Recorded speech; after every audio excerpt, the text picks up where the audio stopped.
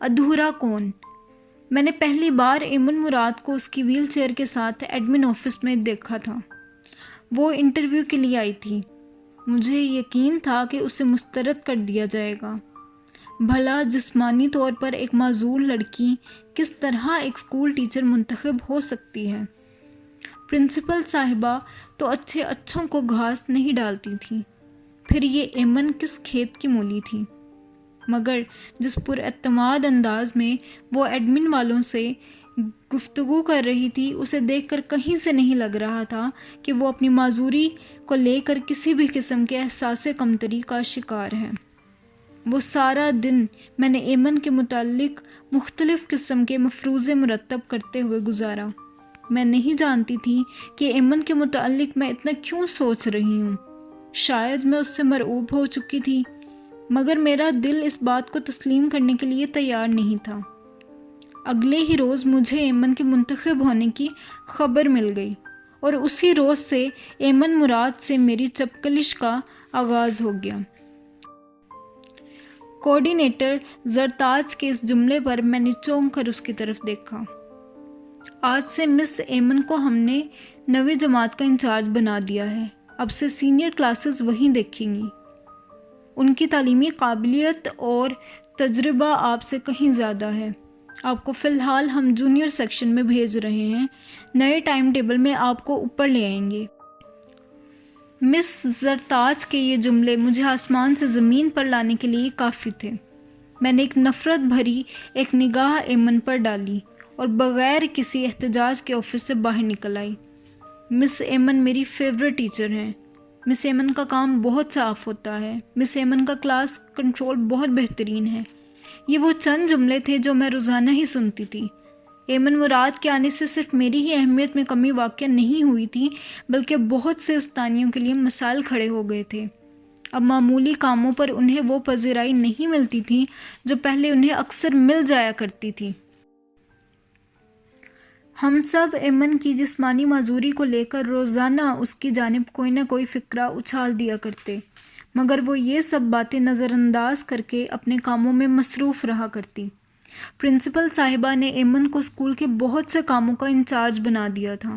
ہم سب کی لاکھ کوشش کے باوجود ایمن کی مقبولیت میں کوئی کمی واقع نہ ہوئی، اور پھر ایک روز ہمیں ایمن کو نیچا دکھانے کا موقع مل گیا۔ ہمارے ادارے کا سالانہ فنکشن اپنے عروج پر تھا۔ حسب توقع اس بار مس ایمن ہی تمام تر انتظامات دیکھ رہی تھیں۔ سب بہت اچھا چل رہا تھا کہ اچانک مجھے محسوس ہوا کہ مس ایمن ہال میں موجود نہیں۔ میں اسٹاف روم میں گئی تو وہاں مس ایمن پریشانی کے عالم میں فائلیں آگے پیچھے کر رہی تھیں۔ کیا ہوا مس ایمن، خیریت؟ میں نے اپنے لہجے میں دنیا جہان کی ہمدردی سمیٹتے ہوئے پوچھا۔ مس زارا، میری کلاس کے بچوں کے رزلٹ کارڈز نہیں مل رہے، میں نے ادھر ہی فائل کے اندر رکھے تھے۔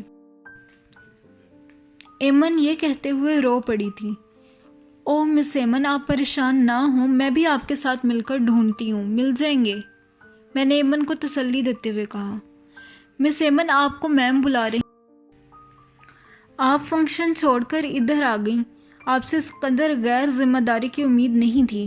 آپ تقریب چھوڑ کر اسٹاف روم میں آ گئیں۔ حد ہے غیر ذمہ داری کی، آپ نیچے آ جائیں۔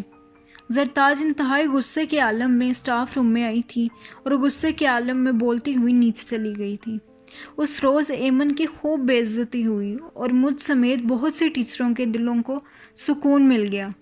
ایمن کے جو رزلٹ کارڈز میں نے چھپائے تھے وہ واپس انہی فائلوں میں رکھ کر میں گھر لوٹ آئی تھی۔ اس روز میں بہت خوش ہوئی تھی، اور گھر پہنچ کر ایک اور خوشی کی خبر میری منتظر تھی۔